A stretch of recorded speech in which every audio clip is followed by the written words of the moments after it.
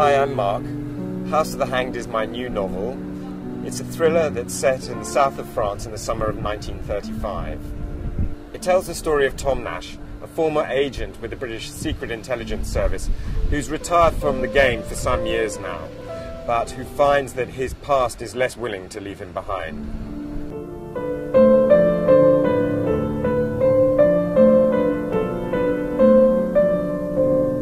This passage comes from the opening of the book. We're in Petrograd, the Russian capital, latter-day St. Petersburg, in early 1919. The Russian Revolution, still young, is teetering on the brink of collapse, and Lenin has just unleashed the Red Terror, a brutal crackdown designed to turn back the rising tide of anti-Bolshevism in the country.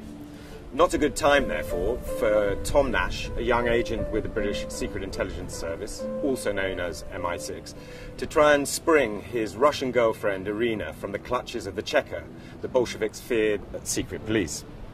It's a near impossible task, and things don't go quite according to plan for Tom. This incident, this private mission, sits at the heart of the story, although by far and away the greatest part of the action takes place in the south of France some 16 years later. It's 1935, and Tom has been living in the south of France for 5 years now, having taken early retirement from the Secret Intelligence Service. He's a moderately successful author of travel books and lives in a beautiful villa by the sea at a village called Rayol. Lucy is his beloved goddaughter, and she's a key character in the novel. In fact, much of the story is told through her eyes. She comes for 2 weeks every summer to stay with Tom with her family. Her stepfather, Leonard, is Tom's former boss at the Secret Intelligence Service. And over the years, Tom has become something of a surrogate son to Leonard, almost a member of the family. The location, this particular stretch of coast between Saint-Tropez and Le Lavandou, is important to the book. Although it's exceptionally beautiful, at the time it was regarded as the less salubrious end of the Riviera, far to the west of the more sought-after destinations like Nice and Cannes. And because of this, it tended to attract an altogether different crowd. Artists, writers, political refugees, and other ne'er-do-wells. This unusual cast of characters figures quite large in the book, if only because it gradually becomes clear that not all of them are exactly who they appear to be.